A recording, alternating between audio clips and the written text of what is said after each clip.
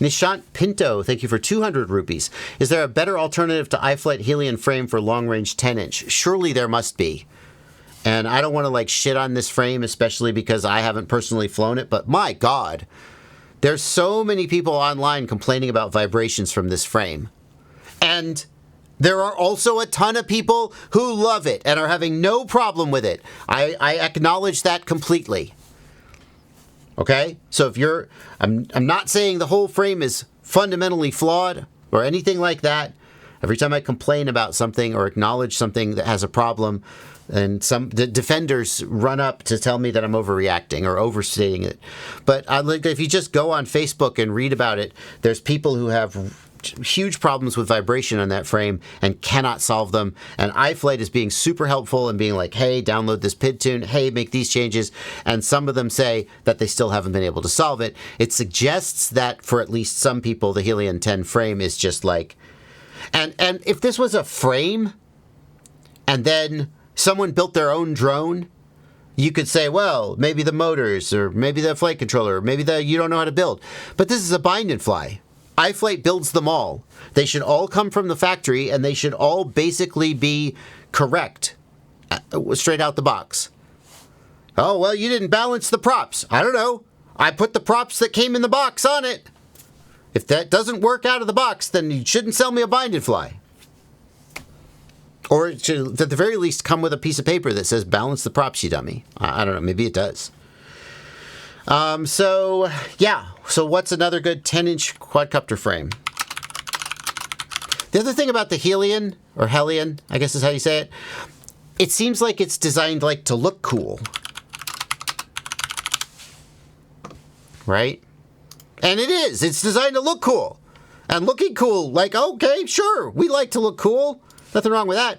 But I look at this and I go, was this the best way to mount the antennas? Like, just to nitpick one thing. Just to nitpick one thing. Oh, shut up. Was this the best way to mount the antennas? Or did they just do it because it looks cool? Like some kind of an animal with spikes coming off its back? Well, clearly the latter. So... there are choices that were made here to make it look cool that aren't necessarily in service of, the best performance. Anyway. I don't know. What's another good 10-inch frame? Gepard Mark IV 10? Foxeer Aura 10? I don't think there's a... I don't know. What else should we pick? Rekon FPV. Rekon FPV has a good track record in long-distance drones. Yeah. There's a Lumineer 10-inch frame. Nah, I don't know about that. I know one guy who builds with these, actually. It's a really, dated design. This is just, the Lumineer 5-inch, dead cat frame, I think it is, with big 10-inch arms. This is not a super sophisticated design, but I've flown a few of these, actually, and they were okay. They were okay. I don't know. I wasn't doing cinematic shit, though. I wasn't, looking for Jello or something. Blunty, is the chat suggesting a frame that I should be, they're like, no, get this one.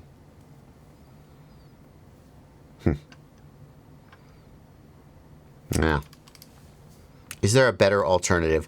I guess my point is, I would shy away from the Helion frame because it feels like it's designed to be this sort of part of the bind and fly package, and it's got some sort of cosmetic improvement or choices that were made. And if I was building my own, I would pick something that was a little simpler.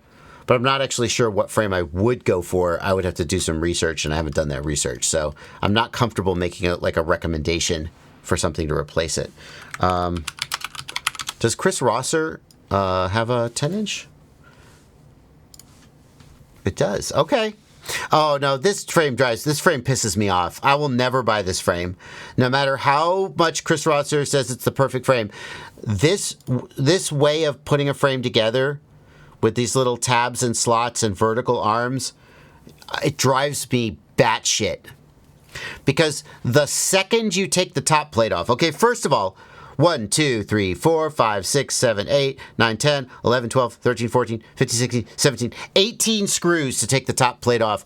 So I need to do something with the receiver or change something out. 18 freaking screws. No, thank you. And then the second I take the top plate off, all the arms fall off. Getting it back together just drives me crazy. This may be the best 10-inch frame in the world, but I wouldn't know because the way it goes together just pisses me off. But if you don't feel that way, it's probably worth a punt because Chris Rosser does design some good frames. The main criticism of Chris Rosser's frames, in my experience, is that they're not sort of designed for like real life. Like maybe they don't crash quite as well as people would hope. But with a 10-inch frame, you shouldn't be crashing the damn thing anyway. So